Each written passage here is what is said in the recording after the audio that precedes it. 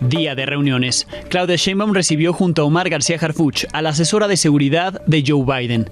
Más tarde, con Arturo Saldívar, se reunió con los líderes actuales y entrantes de las bancadas de Morena en San Lázaro y el Senado para hablar de la reforma judicial. Coyuca, sin clases. Por temor a la inseguridad y a la violencia, los maestros de Coyuca de Benítez Guerrero se niegan a reabrir las escuelas. Padres de familia aseguraron que las clases no se están impartiendo ni de forma virtual. Denuncia anónima. La ministra presidenta de la Corte, Norma Piña, fue denunciada por convocar a una cena y presionar vía WhatsApp a un magistrado del Tribunal Electoral en diciembre, cuando buscaba incidir en las disputas internas. Hunter, culpable. El hijo del presidente de Estados Unidos, Joe Biden, fue declarado culpable de varios cargos relacionados con mentir sobre su adicción a las drogas para comprar y poseer un arma de fuego.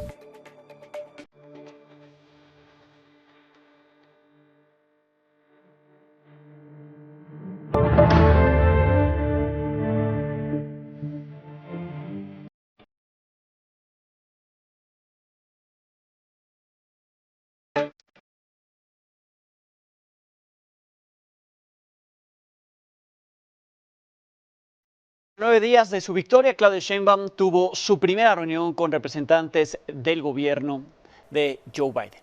Su primera reunión con representantes de un gobierno extranjero.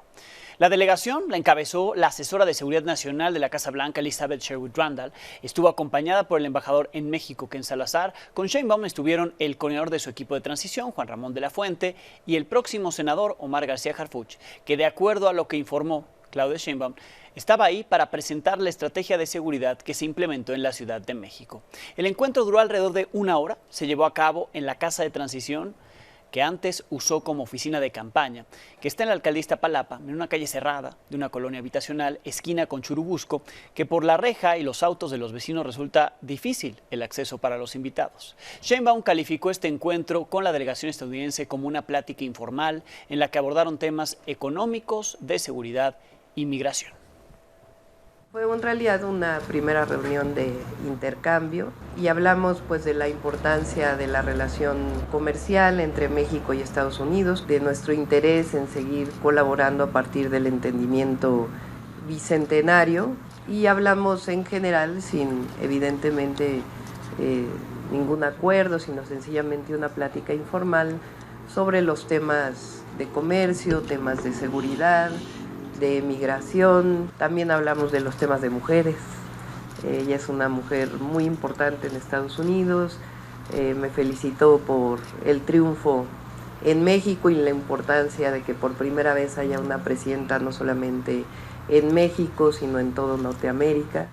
Más tarde, Adrienne Watson, la vocera del Consejo de Seguridad Nacional de Estados Unidos, publicó esta fotografía de Sheinbaum con Sherwood Randall, en la que dijo que el encuentro se tocaron temas en los que se discutió el compromiso de continuar fortaleciendo la asociación entre ambos países para brindar mayor seguridad y prosperidad para sus pueblos. Es decir, la seguridad sí fue un tema importante, al menos destacado por la delegación estadounidense. La visita no fue exclusivamente a Sheinbaum, como ella lo adelantó ayer, se realizó aprovechando que la funcionaria estadounidense vino a reunirse primero con el presidente, un encuentro del que hoy en la conferencia mañanera López Obrador dijo que se realizó anoche. Mañana informará los temas que trataron.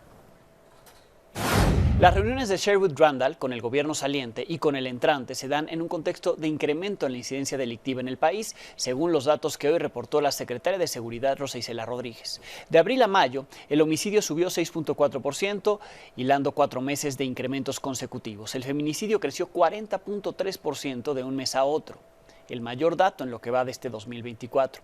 El secuestro fue el delito que más creció, tuvo un alza de 108%, 62 casos en abril contra 129 secuestros en mayo. También lleva 4 meses al alza. Las lesiones crecieron 12.19%, de la trata de personas 38%. También hubo reducciones que se destacaron. La extorsión, por ejemplo, bajó 7.7% de un mes a otro. La secretaria Rosa Isela Rodríguez presumió los datos como avances sin detallar los rangos de su comparación. En los delitos del fuero federal se tuvo una reducción de 20%. Adelante. En la mayoría de los delitos se tuvieron reducciones. Adelante. Estas reducciones o supuestas reducciones no solo se presumieron en la mañanera. En la cuenta de X del gobierno federal se publicó esta imagen. Está comparando el número de homicidios por año de la administración actual con los de sexenios de Vicente Fox, Felipe Calderón y Enrique Peña Nieto. Los 12.435 homicidios que van en 2024 están ubicados en este gráfico del gobierno federal, repito, por debajo de los 10.088 homicidios que ocurrieron en el 2002 y los 8.867 del 2007. Trampa o error, la realidad es que 12.000 no es menos en ningún lado que 8.000 ni que 10.000. En la conferencia le preguntaron al presidente sobre la participación de un grupo de guardias nacionales que, como ayer se lo presentamos, fueron captados entrando y saliendo de una vecindad en León, Guanajuato, minutos antes de que ahí llegara un grupo de sicarios y asesinara a 6 personas en el lugar, una familia, incluidos bebés. A pesar de que en la mañanera se encontraba ahí el comandante de la Guardia Nacional, David Córdoba Campos, el presidente no lo dejó hablar del tema, aseguró que ya se está investigando el hecho y que si hay responsabilidad de los agentes, se les castigará. Vamos a terminar la investigación y se va a informar. Y si hay responsabilidad de los elementos de la Guardia, se va a castigar. Entonces vamos a informar bien, vamos a esperarnos y vamos a informar y sobre todo castigar a los responsables. No es nada más decir, fue la Guardia, sí, a la primera. Por cierto, el presidente habló esta mañana de un segundo video relacionado con el multihomicidio de León, Guanajuato. Es este donde se ve el momento en el que llegaron al menos 4 sujetos, están en una camioneta, presuntamente serían los sicarios. Fuentes de la Fiscalía de Guanajuato confirmaron a Milenio que ya tienen la identidad de estos agresores, que llegaron 5 minutos después de que los guardias nacionales se fueron de ese mismo lugar. A los guardias ya los investiga la Fiscalía, porque según los testimonios obtenidos, los guardias nacionales tenían conocimiento de que iba a ocurrir un ataque e incluso les pidieron a las víctimas que se fueran porque iban por ellos para asesinarlos. De la bolsa negra que uno de los elementos llevaba al abandonar el lugar no se dijo absolutamente nada. En Puebla, nuevamente hicieron justicia por propia mano. Una turba con cerca de 450 habitantes de Atlisco quemó vivos a 4 hombres por presuntamente ser ladrones. La justificación de los pobladores fue que ya no saben cómo defenderse de la inseguridad. Este es un trabajo de Miguel Ceballos. La comunidad de San Jerónimo Coyula en Atlisco, Puebla, se cubrió de sangre. Pobladores enardecidos lincharon a 4 hombres y golpearon y retuvieron por casi 24 horas a una mujer. La tarde del lunes, sobre la carretera, unos 3 kilómetros antes de llegar al poblado, las 4 víctimas fueron sorprendidas viajando en 2 vehículos presuntamente robados. Además, un conductor de aplicación afirmó que uno de ellos le había robado autopartes la semana pasada. De inmediato, otros conductores y pobladores se reunieron en el lugar, bajaron a los hombres de las unidades, los amarraron y golpearon para luego llevarlos a San Jerónimo, donde los arrastraron a lo largo de 8 cuadras. Les gritaban que confesaran sus crímenes y dijeron estar hartos de la inseguridad. ¿Cuántos coches que están perdiendo camionetas? Ayer se agarraron 3 y un tractor. Y por eso la población. Está toda caliente la gente. Al lugar llegó la esposa de uno de los señalados, quien fue retenida y golpeada por la gente. Al paso de las horas se juntaron cerca de 450 personas. Furiosos, rociaron gasolina a 2 de los hombres y les prendieron fuego. Y minutos más tarde, repitieron la acción con los otros 2. Fueron quemados vivos. Los quemaron, ya los quemaron. Sí, güey, sentí feo porque estaban prendiendo un lumen, no mames, güey, era chichinado. Otro pinche cuerpo me está temando. Bueno, pues es que andan haciendo cosas. Luego ve que luego se meten y todo uno solito. Sí, da miedo. Sí, está peligroso eso. A diferencia de los 3 intentos de linchamientos registrados en Puebla en lo que va del año, en San Jerónimo Coyula no había policías que controlaran a la gente y rescataran a las víctimas. En este caso igual hizo presencia la policía municipal, la policía estatal, todas las corporaciones policiales. Sin embargo, por la ubicación de la comunidad, solo había un camino de acceso, el cual también bloquearon los pobladores, impidieron que pudieran acceder y atender la liberación como debió haber sido. Fue hasta la madrugada del martes que la gente permitió a la fiscalía retirar los cuerpos. Y a cambio de liberar a la mujer retenida, exigió al gobierno estatal negociar con la Sedena que los dejen portar armas para defenderse, así como devolverles los 2 vehículos presuntamente robados sin costo por el arrastre. Logramos, después de varias horas de diálogo y de acuerdo con las personas de la comunidad, que fuera liberada. Ya está ahorita en trayecto al hospital para ser valorado su estado de salud. La identidad de las 4 víctimas no ha sido revelada ni se ha confirmado si se trataba de criminales. Desde Puebla para Milenio Noticias, Miguel Ceballos. En Chiapas, el número de desplazados por la violencia en Tila aumentó de 4,000 a 12,000 solo en las últimas horas. Hoy concluyó sin acuerdos la primera reunión entre autoridades y personas refugiadas ahí en Yajalón. Los afectados aseguraron que no hay condiciones para regresar a sus casas como les ofrecieron ayer las autoridades. Reclaman que no han sido detenidos todos los generadores de violencia que los tienen amenazados. Tuvimos que salir por el monte, pues así solamente podemos huir de ahí porque nos tienen vigilado, entrada y salida, no tenemos ni una salida. El ejército está en todo el perímetro y en el centro. Ahora, vamos a hablar del tema de la temporalidad. El ejército no se va a retirar hasta que no haya condiciones. Eventualmente, las cosas tendrán que volver, pero no es una cosa inmediata. Se calcula alrededor de 12,000 desplazados, entre cabecera y anexos. Sí, se han sumado más desplazados. Dicen que, en los otros albergues también ha llegado más gente. Ellos dicen que pues ya establecieron muchos elementos en lo que es la cabecera municipal, pero que el retorno prácticamente lo vamos a decidir nosotros. Cuando nosotros realmente nos sintamos seguros para regresar, y obviamente nosotros no nos sentimos seguros para regresar, pues porque no vemos realmente que se estén ejecutando órdenes de aprehensión. Guanajuato, Puebla, Chiapas y ahora Guerrero. Al menos 50 escuelas de Coyuca de Benítez llevan una semana sin clases por las amenazas de grupos criminales. A pesar de los operativos de seguridad, los maestros prefieren no correr riesgos. La historia es de Javier Trujillo. El temor y la incertidumbre prevalece entre alumnos y padres de familia de Coyuca de Benítez, pero sobre todo entre los maestros. Esto luego de que a través de diversas redes sociales, grupos criminales publicaron mensajes ordenando el cierre de las escuelas, la suspensión de clases y retirar de la circulación combis y taxis. Lo que pasa es que en redes comenzaron a circular algunos anónimos con mensajes que advertían sobre algunos hechos violentos que amenazaban contra algunas instituciones. No, a mí no. Nada más en redes, en mi grupo de WhatsApp con mis padres de familia, ellos mismos comenzaron a replicarlo para que todos pues lo vieran. Medio centenar de escuelas cerraron desde hace 8 días y algunas que se animaron a reanudar las clases solo operan 4 horas. El temor, solamente el temor, como todos tenemos miedo, sobre todo después de que mataron al candidato en Coyuca, a que pues tuviéramos cierta incertidumbre en que si fuera cierto o mentira la información. Quisimos reanudar el día martes 3 de junio, y desistimos porque nuevamente volvieron a mandar comunicados. Los maestros aseguran que imparten clases virtuales, pero los padres los desmienten y dicen que se limitan a enviar las listas de tarea en grupos de WhatsApp. No, para nada. Nos hacen llegar las tareas al grupo de WhatsApp que formamos.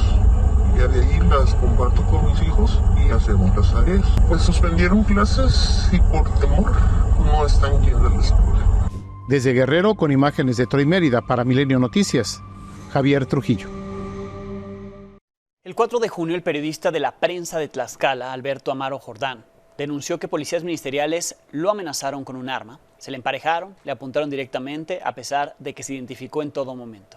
Las organizaciones Artículo 19 y Amnistía Internacional, además de CPJ, condenaron lo sucedido y mostraron su preocupación por otras agresiones que ha sufrido el periodista desde el año pasado, como allanamientos, amenazas de muerte y agresiones físicas, además de que se tuvo que amparar para que no le retiraran los escoltas que forman parte del mecanismo de protección a periodistas. Hace unos momentos platiqué con él, esto me dijo. ¿Cómo ocurre la agresión y cómo has hecho un llamado para que la autoridad mantenga esta protección? Bueno, pues los hechos fueron la noche del 4 de junio, sí. A las 9:30 de la noche aproximadamente. Yo acudía en compañía de los 2 escoltas en un vehículo propiedad del Servicio de Protección Federal a un municipio llamado La Magdalena Tlatelulco, aquí en Tlaxcala, y reportaban unas personas que estaban siendo linchadas. Por lo que iban circulando sobre la carretera Chautempan-Puebla, a la altura de La Magdalena Tlatelulco, observamos que un vehículo negro, nosotros íbamos en el carril de alta velocidad, un vehículo negro se nos pone se nos empareja del lado izquierdo, del lado derecho, y en ese momento observamos que eran hombres, no tomamos mucha importancia. Yo viajaba atrás del copiloto, atrás del escolta, y más adelante se nos vuelve a emparejar.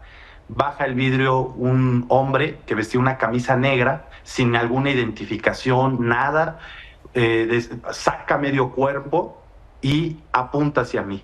En el momento que apunta hacia mí, yo no sabía si era un asalto, yo no sabía si eran policías. Lo único que hice fue bajar el vidrio, agarrar mi credencial y gritarle: no dispares, soy de la prensa de Tlaxcala. En ese momento, ahora sabemos que es un comandante de la Policía de Investigación de la Procuraduría General de Justicia del Estado de Tlaxcala, dijo: me vale madres, ¿no?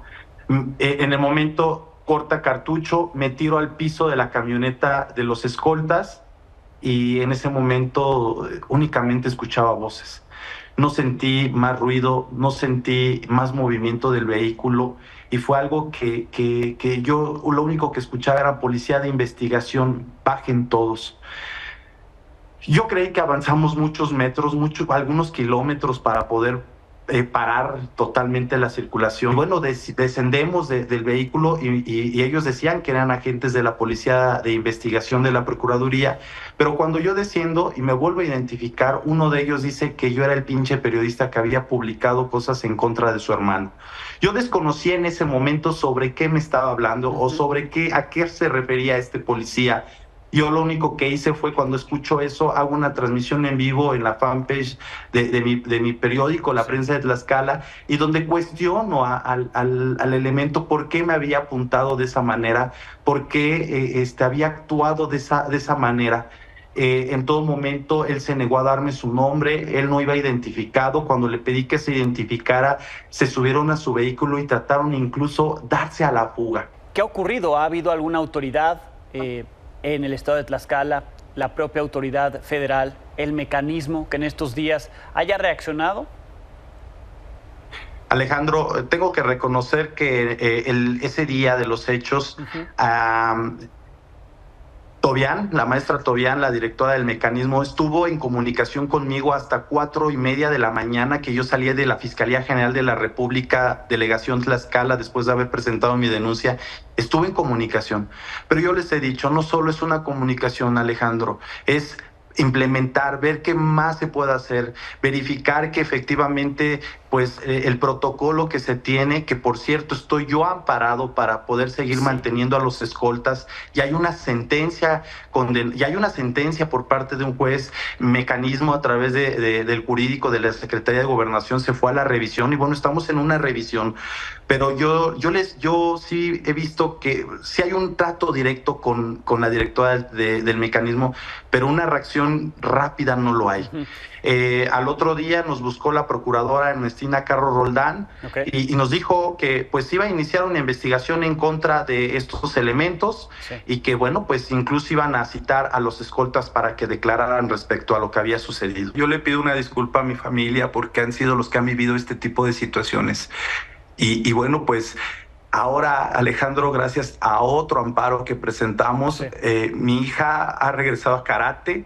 Hace unos minutos fue a karate. Mi hijo ha podido ir a jugar con sus amigos.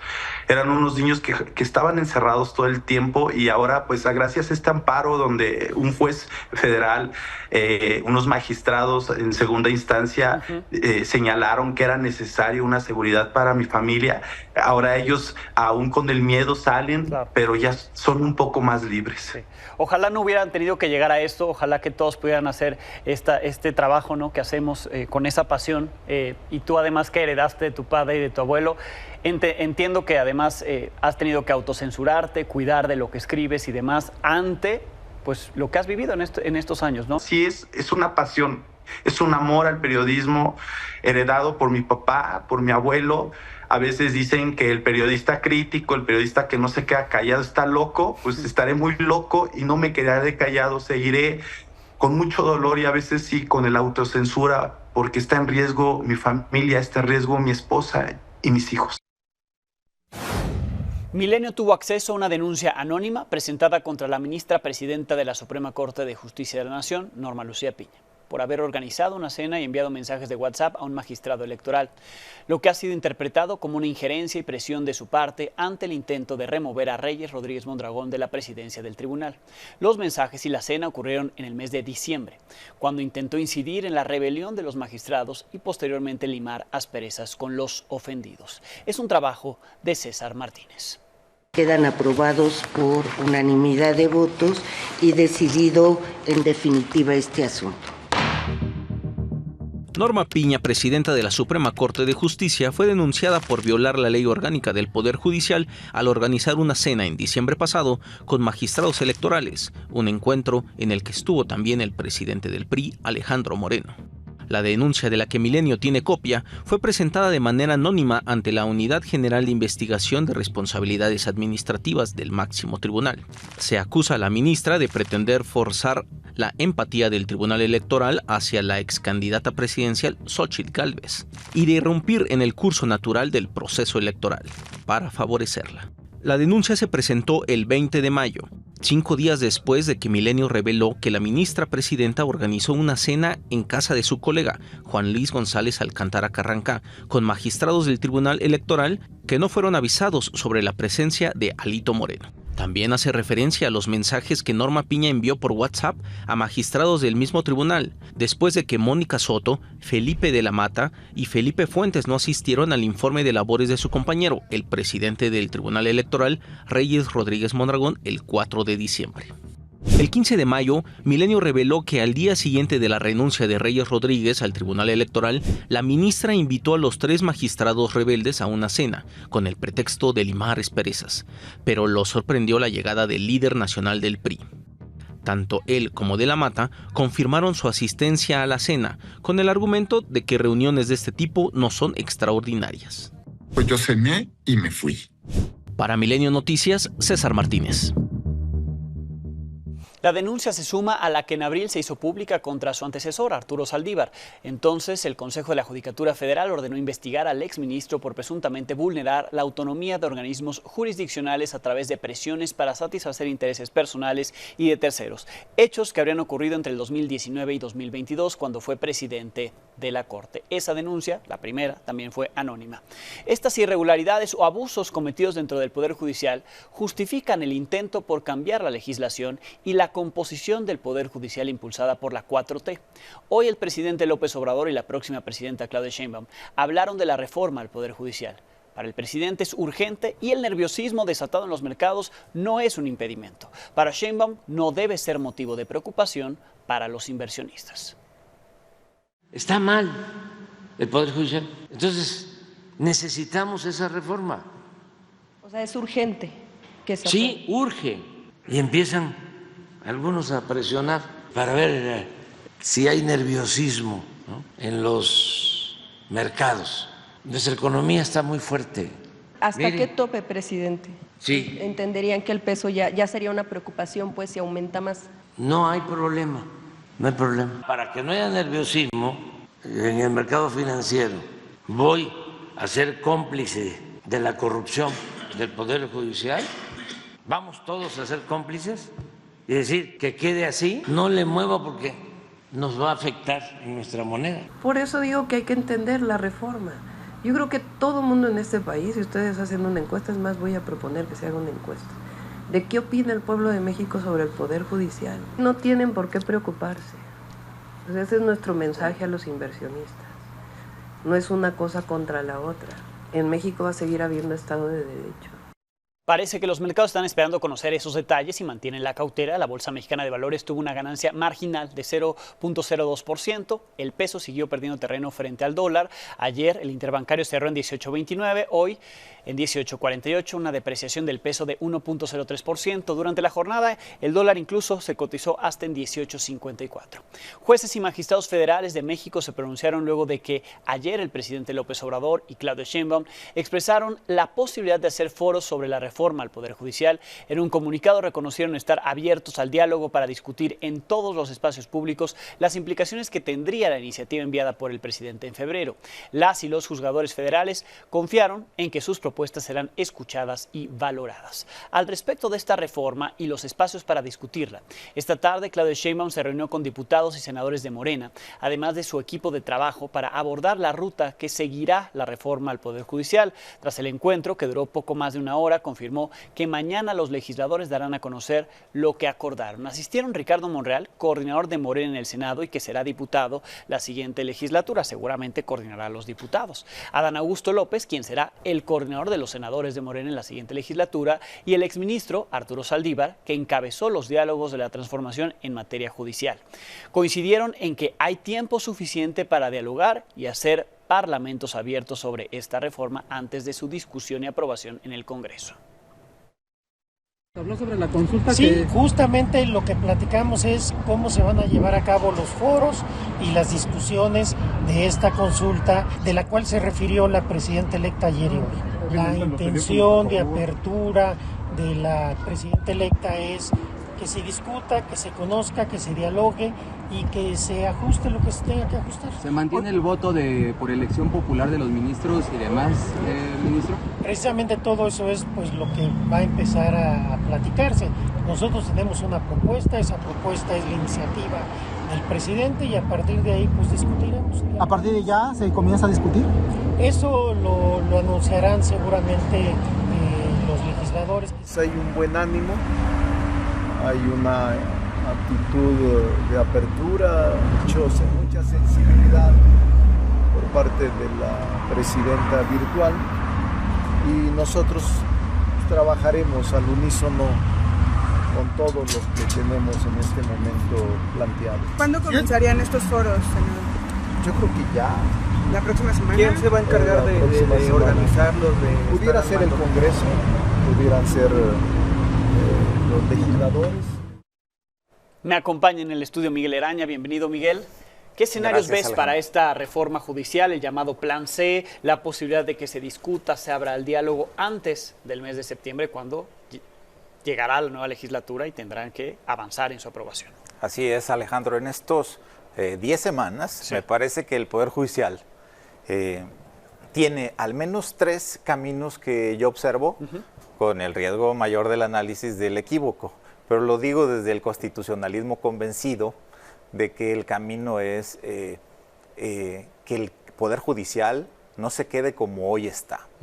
Me parece que algo extraviado. El primero de ellos lo titulo el escenario errático, que es que en esta desesperación, en el predicamento en que se sientan los jueces y particularmente la Suprema Corte por una eventual despedida de del diseño institucional, pues cometan errores crasos y que empiecen con un contencioso muy duro contra la nueva configuración de poderes del país. Entonces, ese incluso podría alguien decir, hay que denunciar a los diputados y senadores porque incluso podrían ser objeto de juicio político porque están interfiriendo, están exactamente afectando el funcionamiento de otro poder. Okay. Es una causal de juicio político que está en el artículo 7 de la ley exprofesa. El segundo escenario, Alejandro, yo le he titulado es el escenario medroso. Okay. Que el Poder Judicial y su Corte, que cierra el sistema judicial, se quede pasmado como parece que por momentos lo ha estado, viendo las denuncias como las que hay sobre la presidenta. Hay un operativo también de insistir para que ella se desplace a un lado. Yo creo que en este escenario medroso de no hacer nada, se corre el riesgo de que en casa del herrero el asadón sea de palo Y lo digo explícitamente porque el Poder Judicial es el que cuida los límites de los otros poderes, incluyendo los órganos autónomos. Y entonces la capacidad que tiene de autoorganización las cámaras, el Congreso, la propia presidencia con su capacidad reglamentaria, el colmo es que el Poder Judicial no se autorregule, se autoorganice y se lleve a cabo una reforma propia interna. Y con eso conecto con el tercero y último de los escenarios. El tercer escenario yo le he llamado el que descoloca al plan C. Y por tanto toma una iniciativa inspirada, fíjate, en un personaje al que le inspira mucho al presidente de la República, todavía en la silla presidencial. Tiene que ver con que se inspiren en el Pleno de la Suprema Corte estadounidense, que en el año de 1936, tras la primera reelección de Roosevelt, arrasó en el 33, se presenta de nuevo en el 36 y en campaña lo que hizo fue ofrecer ir a por todos los jueces, especialmente los de la Corte Suprema, porque habían estado contra el New Deal, es decir, contra la cadena de leyes sociales que habían sido invalidadas en ese periodo de 3 años, 33 al 36. Y la Corte, muy vivamente, eso es lo que creo que aquí no hemos visto, ojalá eso les resulte atractivo y lo hagan en un periodo muy corto, apenas de 10 semanas, que hagan una autorreflexión que implique que se ajusten y que produzcan decisiones frente a la ciudadanía que traduzcan que hay un cambio. Por ejemplo, nombrar fiscales anticorrupción en la Corte de un perfil como el de Felipe Borrego Estrada, que fue un azote de la corrupción en el Poder Judicial, o de Rafa Estrada Mitchell, que también ha hecho tareas parecidas. Me parece que con esos temas la ciudadanía estaría viendo un cambio y, por supuesto, podrían venir otras cosas, como hasta una eventualidad de una licencia de la presidenta que se ha incurrido en responsabilidad política, que nadie la ha pagado, y que se viera la posibilidad de que en esta nueva etapa de la Corte, si bien inédita porque no ha renunciado desde el 94 a la fecha, todos los presidentes han durado los 4 años de mandato, pero tal vez contribuiría a que ella, pidiendo una licencia de la presidencia, se mantenga en el escaño para investigación, por un lado, de esas denuncias anónimas y otras cosas que tienen listada, sobre irregularidades en su actuación que pudiera ser que no lo sean y que no se acrediten. Pero se hace a un lado para que se investigue, ¿no? Se hace a un lado, se encarga el despacho de la Corte. Hay 2 candidatos, me parece, bastante equilibrados. Una mujer que está en la primera sala, que es la ministra Ortiz Alf, Loreto Ortiz. Y en la segunda sala el ministro Lainez Potisek. Me parece que podrían hacer una tarea de transitar y entonces sí, descolocan el plan C. Totalmente, si se hace esa autorregulación en la Corte, lo estaremos comentando contigo 10 semanas, veremos qué tal. Gracias, Miguel Leraña. De nada, Alejandro.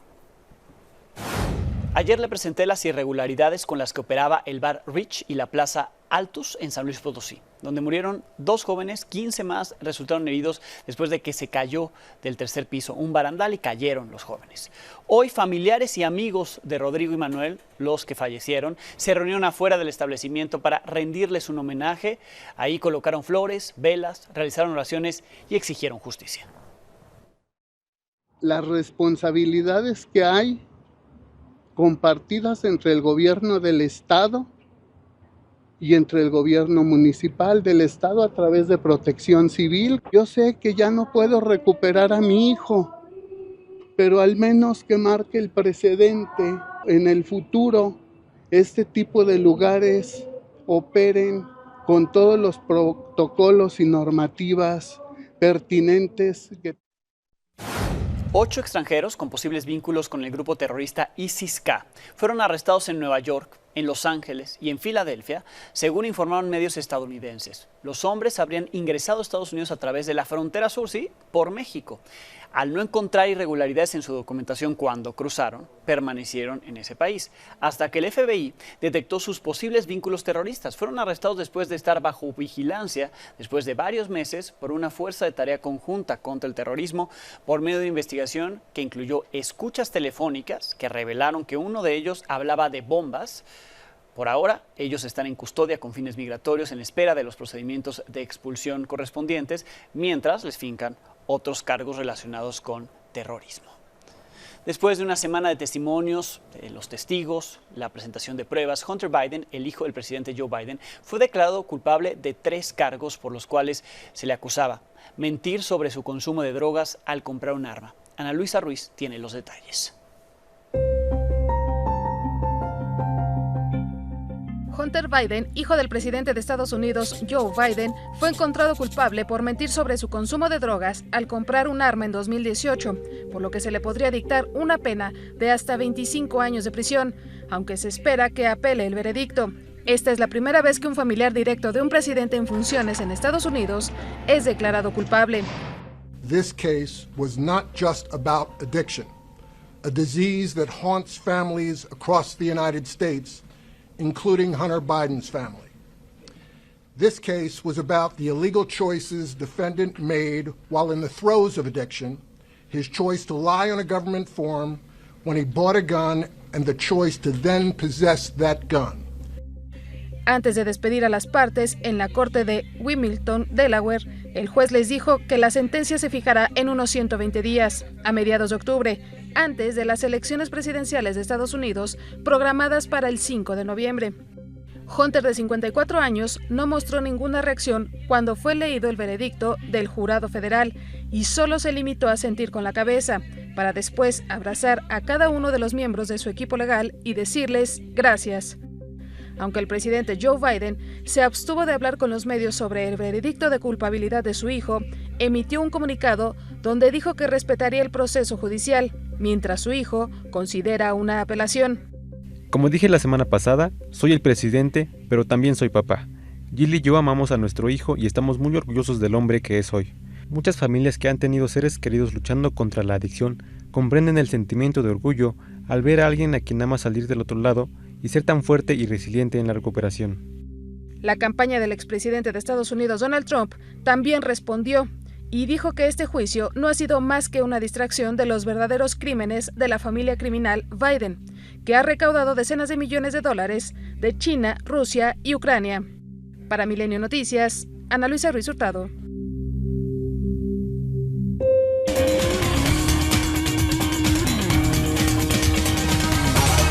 Minelia Taide, en 2 años tú y yo seguramente estaremos hablando de la inauguración del Mundial de Fútbol 2026. Claro que sí, Alex, seguramente lo estaremos haciendo y justamente hoy estamos, como lo decías, a 2 años. Recordemos que, bueno, las sedes serán Estados Unidos, México y Canadá. Y en nuestro país, Alex, hay que mencionarlo, pues hay varios detalles todavía por arreglar, como las remodelaciones en los 3 estadios. Es un punto importantísimo. El de Guadalajara, por ejemplo, Alex, solo se tendrá que ajustar a las cuestiones operativas y de seguridad que defina la FIFA. El de Monterrey tendrá que instalar un nuevo sistema de drenaje, ampliar el palco de prensa y asignar una zona para personajes importantes. Mientras que el Estadio Azteca necesita un mayor trabajo y apenas comenzó este verano con las remodelaciones en medio de una disputa con los palcohabientes por el uso de estos espacios. Recordemos, Alex, que eso ya lo tratamos en este espacio y seguiremos dando más detalles porque de este tema seguramente saldrán varias cosas. Y bueno, vamos a escuchar lo que dijo justamente Gianni Infantino, presidente de la FIFA, sobre el Mundial del 2026 y el Estadio Azteca.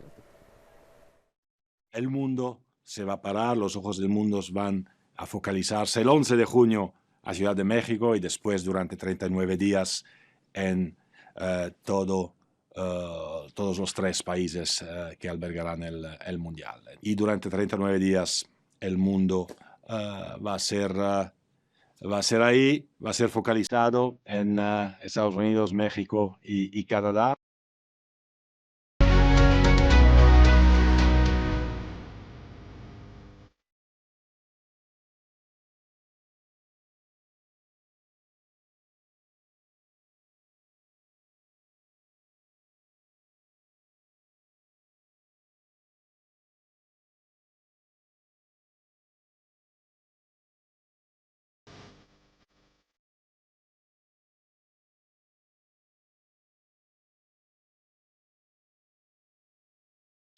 Pues ahí están, ¿no? 3 estadios en México.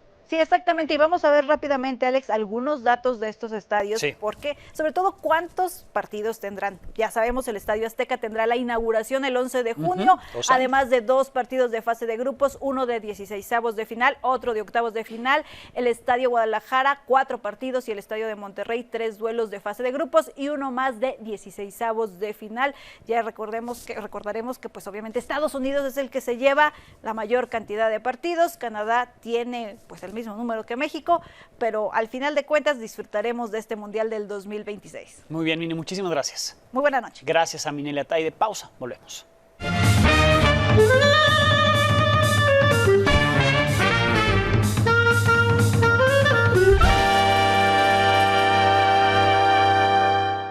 La primera reunión de transición entre el presidente López y la presidenta electa no pudo ocurrir sino bajo algún filtro encantado. Gilga lo atribuye al hecho del pozol y de paso al chipilín mágico. ¿Cómo explicarse estos hechos? Veamos. Primero, el presidente propone utilizar la llamada ventana de septiembre, un mes de la presidencia con un Congreso supermayoritario, para pasar algunas de las reformas que le endosó a Sheinbaum. Al día siguiente, después de los apapachos benditos a las puertas de Palacio Nacional, ambos entran a una comida y al terminar de comer chipilín y tomar pozol, Sheinbaum afirma que sí se va a consultar, pero no tanto, no más tantito. Desde luego, las 18 reformas que propuso López y con las cuales cambiará la Constitución no entrarán a la vida mexicana por la ventana de septiembre, pero 5 de ellas sí. Y Gil les va más o menos a decir cuáles son. La primera, Poder Judicial. Adiós a la Suprema Corte. La segunda, la del ISSSTE. Hace falta efectivo. Tercera, para prohibir la reelección de los legisladores. Cuarta, para apoyos a las mujeres de 60 a 64 años. Menos mal que a la presidenta no le dieron la manzana tabasqueña de Blancanieves, ni se picó con la aguja de la maldad de la Bella Durmiente. Aunque bien visto, tal vez el reino, en efecto, duerme. Todo es muy raro, caracho. Como diría la Bruyère, en el mundo solo hay 2 formas de triunfar: por la propia capacidad o por la imbecilidad ajena. Gracias, Gil. Gracias a ustedes. Los veo mañana, 22 horas.